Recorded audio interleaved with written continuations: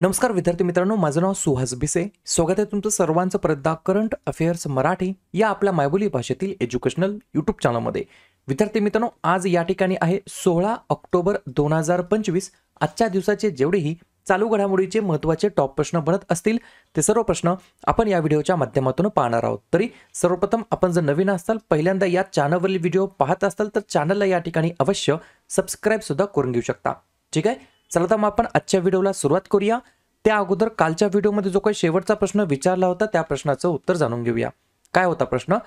NCRB national crime records ब्युरोच्या अहवालानुसार सलग चौथ्या वर्षी भारतातील कोणत्या शहराला सर्वात सुरक्षित शहर बरोबर मोस्ट सेफेस्ट सिटी म्हणून या ठिकाणी स्थान देण्यात आलेलं आहे? तर बऱ्याच विद्यार्थी मित्रांनी अगदी योग्य उत्तर टाईप करून सांगितलं आहे. पर्याय क्रमांक ए कोलकाता हे या प्रश्नाचं योग्य उत्तर असणार आहे.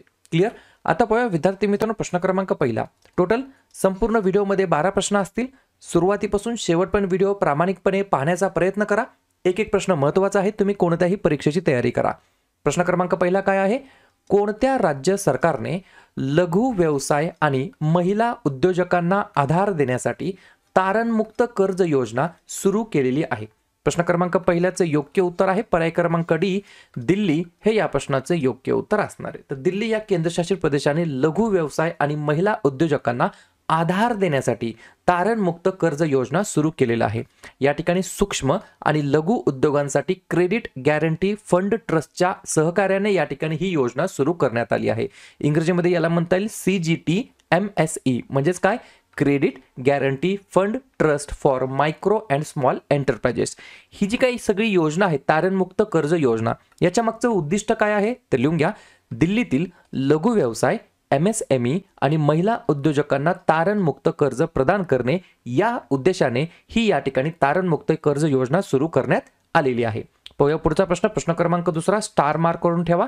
भारतातील महिला उद्योजकांना सक्षम करण्यासाठी जागतिक बँकेने बेटी नावाचा प्रोजेक्ट सुरू केलेला आहे. बेटी BETI. तर हा जो काही शब्द आहे BETI या शब्दाचा अर्थ काय आहे म्हणजेच फुल फॉर्म काय आहे? 2 नंबरच्या प्रश्नाचं योग्य उत्तर आहे पर्याय क्रमांक C business enterprise technology for Indian woman. BETI Beti. B म्हणजे बिझनेस, ई म्हणजे एंटरप्राइजेस, टी म्हणजे टेक्नॉलॉजी, फॉर आय म्हणजे इंडियन वुमन. ठीक आहे, तर कोणी सुरू केलं आहे? जागतिक बँकेने. कशासाठी? भारतातील महिला उद्योजकांना सक्षम करण्यासाठी. जागतिक बँक, वर्ल्ड बँक, ज्या बँकेची स्थापना जुलै 1944 ला झाली.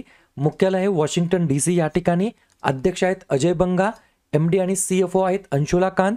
मुख्य अर्थशास्त्रज्ञ आहेत इंद्रमीत गिल आणि सदस्य देश आहेत 189. पुढचा प्रश्न. प्रश्न क्रमांक तिसरा. भारतातील कोणत्या शहरामध्ये देशातील पहिले QR कोड आधारित ट्रॅफिक चलन पेमेंट किओस्क सुरू करण्यात आलेला आहे? 3 नंबरच्या प्रश्नाचं योग्य उत्तर आहे पर्याय क्रमांक बी गुरुग्राम हे या प्रश्नाचं योग्य उत्तर असणार आहे. तर भारतातील गुरुग्राम या शहराच्या अंतर्गत देशातील पहिलं QR कोड आधारित ट्रॅफिक चलन पेमेंट किओस्क सुरू करण्यात आलेलं आहे. पॉइंट लिहून घ्या. चलन भरण्याची प्रक्रिया जलद आणि सोपी करण्याच्या उद्देशाने या ठिकाणी ही जी काही QR कोड आधारित ट्रॅफिक चलन पेमेंट सिस्टम आहे ती या ठिकाणी सुरू करण्यात आलेली आहे. प्रश्न आहे प्रथम घटनेबद्दल. तर अशाच प्रकारच्या बाकीच्या ज्या काही प्रथम घटना आहेत त्याच्यावरती एकदा चर्चा करूया. लिहून घ्या. जगातील पहिले पोर्टेबल हॉस्पिटल आरोग्य मैत्री एड क्यूब हे या ठिकाणी सुरू झालं हरियाणामध्ये. पहिली सर्व मुलींची सैनिकी शाळा वृंदावनमध्ये. पहिले गाय अभयारण्य उत्तर प्रदेशमध्ये. पहिले carbon neutral sports city Kochi Kerala या ठिकाणी. प्रथमच रोड सेफ्टी फोर्सची स्थापना पंजाबमध्ये. उत्तर भारतातील पहिली मानवी DNA बँक बनारस हिंदू विद्यापीठामध्ये. समान नागरी संहिता विधेयक मंजूर करणारे पहिलं राज्य उत्तराखंड. देशातील पहिला ग्रीन हायड्रोजन प्लांट कोची विमानतळावर. पहिले पूर्णपणे डिजिटल विमानतळ नवी मुंबई आंतरराष्ट्रीय विमानतळ. आणि देशातील पहिले QR कोड आधारित ट्रॅफिक चलन पेमेंट किओस्क या ठिकाणी सुरू करण्यात आलेलं आहे गुरुग्राम शहराच्या अंतर्गत. पुढचा प्रश्न. प्रश्न क्रमांक चौथा. लिहून घ्या. भारतातील पहिले सेमीकंडक्टर इनोव्हेशन म्युझियम कोणत्या शहरामध्ये उघडण्यात आलेलं आहे? 4थ्या नंबरच्या प्रश्नाचं योग्य उत्तर आहे पर्याय क्रमांक ए हैदराबाद हे या प्रश्नाचं योग्य उत्तर असणार आहे. तर हैदराबाद या शहराच्या अंतर्गत India's first semiconductor innovation museum या ठिकाणी उघडण्यात आलेलं आहे हैदराबाद शहराच्या अंतर्गत. आपण आत्ताच पाहिलं या ज्या काही प्रथम गोष्टी आहेत त्याच्यावरती आपण रिव्हिजन केलेलं आहे. तरी सुद्धा त्याच्यामध्ये लेटेस्ट काय आहे, विमानतळावरती देशातील पहिला ग्रीन हायड्रोजन प्लांट बसवण्यात आला कोची विमानतळावर. पहिले पूर्णपणे डिजिटल विमानतळ आहे नवी मुंबई आंतरराष्ट्रीय विमानतळ. आणि आत्ताच पाहिलं भारतातील पहिले सेमीकंडक्टर इनोव्हेशन म्युझियम हैदराबाद या ठिकाणी. पुढचा प्रश्न क्रमांक 5, आईकडून बाळाला होणारे HIV, हिपॅटायटिस B आणि सिफिलिसचे संक्रमण नष्ट करणारा जगातील पहिला देश कोणता आहे? 5व्या नंबरच्या प्रश्नाचं योग्य उत्तर आहे पर्याय क्रमांक D, मालदीव हे या प्रश्नाचं योग्य उत्तर असणार आहे. तर आईकडून बाळाला होणारे HIV, हिपॅटायटिस B आणि सिफिलिसचे संक्रमण नष्ट करणारा जगातील पहिला देश ठरला आहे मालदीव. त्याच्यामुळे हा प्रश्न या ठिकाणी विचारला जाऊ शकतो. पुढचा प्रश्न क्रमांक 6, पूर्व अंटार्क्टिकामधील भारताच्या नवीन प्रस्तावित संशोधन केंद्राचे नाव काय आहे? 6व्या नंबरच्या प्रश्नाचं योग्य उत्तर आहे पर्याय क्रमांक C, मैत्री 2 असं या प्रस्तावित संशोधन केंद्राचे नाव आहे. 2 पॉइंट लिहून घ्या. जुन्या मैत्री स्टेशनची जागा घेण्यासाठी हे स्टेशन बांधले जात आहे आणि सौर तसेच पवन ऊर्जासारख्या अक्षय ऊर्जा स्रोतांवर आधारित एक आधुनिक हरित संशोधन केंद्र बनवण्याची योजना आहे. ही जी काही प्रस्तावित संशोधन केंद्र आहे याच्या मागचा उद्देश काय आहे ते लिहून घ्या. विद्यमान मैत्री स्टेशन बदलणे आणि संशोधकांसाठी एक आधुनिक पर्यावरणपूरक केंद्र प्रदान करणे या उद्देशाने या ठिकाणी हे संशोधन केंद्र या ठिकाणी आहे प्रस्तावित. ठीक आहे. पुढचा प्रश्न क्रमांक 7, सर्व वेगवेगळ्या क्षेत्रांमध्ये बाल सुरक्षा सुनिश्चित करण्यासाठी कोणत्या देशाने त्यांचे पहिले राष्ट्रीय बाल सुरक्षा धोरण सुरू केलेलं आहे? 7व्या नंबरच्या प्रश्नाचं योग्य उत्तर आहे पर्याय क्रमांक B, फिजी हे या प्रश्नाचं योग्य उत्तर असणार आहे. तर फिजी देशाने त्यांचे पहिले राष्ट्रीय बाल सुरक्षा धोरण सुरू केलेलं आहे. याच्या मागचं उद्दिष्ट काय आहे ते लिहून घ्या. सर्व क्षेत्रांमध्ये बाल सुरक्षा सुनिश्चित करणे आणि हिंसाचार, गैरवापर आणि शोषणापासून मुलांचे संरक्षण करणे या उद्देशाने पहिले राष्ट्रीय बाल सुरक्षा धोरण सुरू केलेलं आहे. फिजी ज्या देशाची राजधानी सुवा आहे, चलन आहे फिजियन डॉलर, अध्यक्ष आहेत ऋतू नायकामा लाल बलाऊ आणि पंतप्रधान आहेत सिटीवनी राबुका असं त्यांचं नाव आहे. पुढचा प्रश्न क्रमांक 8, HEAL हिल 2025 हे जे काही समिट आहे परिषद आहे कोणी आयोजित केलेली होती? 8व्या नंबरच्या प्रश्नाचं योग्य उत्तर आहे पर्याय क्रमांक A, फिक्कीच्या द्वारे या ठिकाणी हिल 2025 ही परिषद आयोजित करण्यात आलेली होती. ही जी काही हिल परिषद आहे याच्या मागचं उद्दिष्ट काय आहे तर भारतातील आरोग्य क्षेत्र आणि त्यांचा विकास मजबूत करणे या उद्देशाने HEAL हिल नावाची परिषद आयोजित करण्यात आली होती फिक्कीच्या द्वारे. फिक्की फुल फॉर्म काय? Federation of Indian chambers of commerce and industry. स्थापना झाली फिक्कीचे 1927 ला. मुख्यालय हे नवी दिल्ली या ठिकाणी आणि वर्तमानमधील फिजीचे DG म्हणजेच महासंचालक डायरेक्टर जनरल आहेत ज्योती वीज असं त्यांचं नाव आहे. पुढचा प्रश्न क्रमांक 9, कोणत्या टेकडीला तमिळनाडूचे 4थ्या क्रमांकाचं जैवविविधता वारसा स्थळ म्हणून घोषित करण्यात आलेलं आहे? 9व्या प्रश्नाचं योग्य उत्तर आहे पर्याय क्रमांक D, नागामलाई टेकडी. कोणती? नागामलाई टेकडी ही या ठिकाणी 4थ्या क्रमांकाची जैवविविधता वारसा स्थळ बनलेलं आहे, डिक्लेअर करण्यात आलेलं आहे. कोणत्या राज्यातील? तमिळनाडू राज्यातील. मग स्वाभाविक आहे हे झालं 4थं जैवविविधता वारसा स्थळ तमिळनाडूमधील. मग अगोदरचे 3 कोणते आहेत ते लिहून घ्या.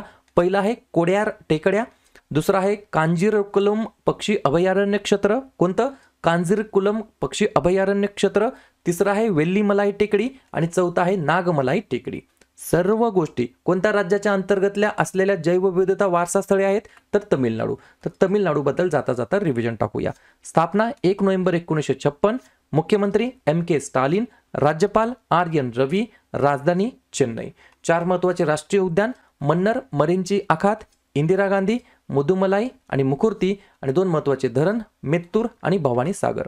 पुढचा प्रश्न क्रमांक 10, 2026 ते 2029 या कालावधीसाठी कोणत्या भारतीय खेळाडूची BWF बरोबर या ॲथलीट्स कमिशनचे सदस्य म्हणून नियुक्ती करण्यात आलेली आहे? तर आपल्या PV सिंधू यांची या ठिकाणी नियुक्ती करण्यात आली आहे. कशासाठी? 2026 ते 29 या कालावधीसाठी या आपल्या भारतीय खेळाडूची PV सिंधूंची BWF ॲथलीट्स कमिशनचे सदस्य म्हणून नियुक्ती केलेली आहे. PV सिंधू बद्दल सांगायचे म्हटलं तर काही पॉइंट्स आहेत ते लिहून घ्या. 2016 मध्ये झालेल्या रिओ ऑलिम्पिकमध्ये रौप्य पदक जिंकलेलं आहे. 2020 मध्ये झालेल्या टोकियो ऑलिम्पिकमध्ये कांस्य पदक जिंकलं आहे. वेगवेगळे पुरस्काराबाबतीत सांगायचं म्हटलं तर 2013 मध्ये अर्जुन पुरस्कार, 2015 मध्ये पद्मश्री पुरस्कार, 2016 मध्ये मेजर ध्यानचंद खेलरत्न पुरस्कार आणि 2020 मध्ये पद्मभूषण पुरस्काराने सन्मानित करण्यात आलेला आहे यांना. पुढचा प्रश्न, प्रश्न क्रमांक 11वा. अलीकडेच राष्ट्रीय हरित हायड्रोजन मिशन अंतर्गत किती बंदरांना हरित हायड्रोजन हब म्हणून नियुक्त करण्यात आलेला आहे? तर पर्याय क्रमांक बी, एकूण 3 बंदरांना हरित हायड्रोजन हब म्हणून नियुक्त करण्यात आलेला आहे. शेवटचा प्रश्न, मिंडानाओ बेटाजवळ जवळपास 7.3 तीव्रतेचा भूकंप झालेला आहे. तो कोणत्या देशाचा भाग आहे? कोण? मिंडानाओ बेट. ठीक आहे. 12व्या नंबरच्या प्रश्नाचं योग्य उत्तर आहे पर्याय क्रमांक ए, फिलिपिन्स हे या प्रश्नाचं योग्य उत्तर असणार आहे. क्लिअर? तर अशा प्रकारे विद्यार्थी मित्रांनो हे होत आजचे 12 प्रश्न. उपक्रम कंटेंट हा जो काही प्रयत्न आपण सुरू केला आहे मराठी भाषेमध्ये कसा वाटतो अवश्य कमेंट करत चला आणि या ठिकाणी तुमच्यासाठीचा आजचा खास प्रश्न व्यवस्थितपणे लिहून घ्या. खालीलपैकी कोणत्या देशाने गोबी वाळवंटामध्ये जगातील पहिला सौर औष्णिक ऊर्जा प्रकल्प सुरू केलेला आहे? जपान, चीन, रशिया की भारत? तर ज्या पण विद्यार्थ्यांनी या प्रश्नाचं योग्य उत्तर येत असेल त्या प्रश्नाचं उत्तर तुम्ही कमेंट बॉक्समध्ये देण्याचा प्रयत्न करा. प्रश्नाचं उत्तर चुकू द्या, बरोबर येऊ द्या, काहीच हरकत नाही. ट्राय करणं, प्रयत्न करणं सर्वात जास्त महत्त्वाचं आहे. तर दुसऱ्या दिवशी येऊन आपण दिलेल्या प्रश्नाचं उत्तर हे बरोबर आलं की चुकलं हे दुसऱ्या दिवशी येऊन नेहमी चेक करणं, अभ्यासामध्ये कन्सिस्टन्सी मेंटेन ठेवणं हे सगळ्यात जास्त महत्त्वाचं ठरणार आहे. तर लगेच काय करूया, ऑक्टोबर महिन्यातील जेवढेही महत्त्वाचे दिवस असतील त्याच्यावरती आपण एकदा चर्चा करूया. लिहून घ्या. 1 ऑक्टोबर वृद्ध व्यक्तींचा आंतरराष्ट्रीय दिवस आणि जागतिक शाकाहारी दिवस. 2 ऑक्टोबर गांधी जयंती, आंतरराष्ट्रीय अहिंसा दिवस आणि लाल बहादूर शास्त्री जयंती. 5 ऑक्टोबर जागतिक शिक्षक दिवस. त्यानंतर जागतिक अधिवास दिवस ऑक्टोबर महिन्याच्या पहिल्या सोमवारी म्हणजेच यावर्षी 6 ऑक्टोबरला आहे. 7 ऑक्टोबरला जागतिक कापूस दिवस. 8 ऑक्टोबर भारतीय वायुसेना दिवस. 9 ऑक्टोबर जागतिक पोस्टल दिवस. 10 ऑक्टोबर राष्ट्रीय डाक दिवस आणि जागतिक मानसिक आरोग्य दिवस. 11 ऑक्टोबर आंतरराष्ट्रीय बालिका दिवस. 13 ऑक्टोबर आपत्ती जोखीम कमी करण्यासाठी आंतरराष्ट्रीय दिवस. 14 ऑक्टोबर जागतिक मानक दिवस. 15 ऑक्टोबर जागतिक विद्यार्थी दिवस. 16 ऑक्टोबर जागतिक अन्न दिवस, जागतिक भूल दिवस आणि जागतिक मणक्यांचे दिवस. 17 ऑक्टोबर गरिबी निर्मूलनासाठी आंतरराष्ट्रीय दिवस. 20 ऑक्टोबर जागतिक सांख्यिकी दिवस. 21 ऑक्टोबर पोलीस स्मृती दिवस. 24 ऑक्टोबर जागतिक पोलिओ दिवस, संयुक्त राष्ट्र दिवस आणि 31 ऑक्टोबर या ठिकाणी राष्ट्रीय एकता दिवस म्हणून आपण साजरा करतो. ठीक आहे. सप्टेंबर महिन्यातील जेवढेही महत्त्वाचे दिवस असतील त्याच्यावरती एकदा रिव्हिजन टाकूया. लिहून घ्या.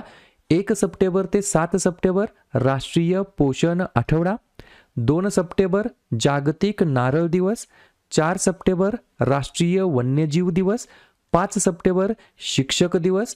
8 सप्टेंबर आंतरराष्ट्रीय साक्षरता दिवस. 10 सप्टेंबर जागतिक प्रथमोपचार दिवस आणि जागतिक आत्महत्या प्रतिबंध दिवस. 11 सप्टेंबर राष्ट्रीय वन शहीद दिवस. 14 सप्टेंबर हिंदी दिवस. 15 सप्टेंबर अभियंता दिवस आणि आंतरराष्ट्रीय लोकशाही दिवस. 16 सप्टेंबर जागतिक ओझोन दिवस. 18 सप्टेंबर जागतिक बांबू दिवस. 21 सप्टेंबर आंतरराष्ट्रीय शांतता दिवस आणि जागतिक अल्झायमर दिवस. 22 सप्टेंबर जागतिक गेंडा दिवस. 26 सप्टेंबर जागतिक पर्यावरण आरोग्य दिवस आणि जागतिक सागरी दिवस. 27 सप्टेंबर जागतिक पर्यटन दिवस. 28 सप्टेंबर जागतिक रेबीज दिवस आणि यावर्षी 28 सप्टेंबर सप्टेंबरचा शेवटच्या रविवारी जागतिक नदी दिवस आणि 29 सप्टेंबर जागतिक हृदय दिवस. ठीक आहे.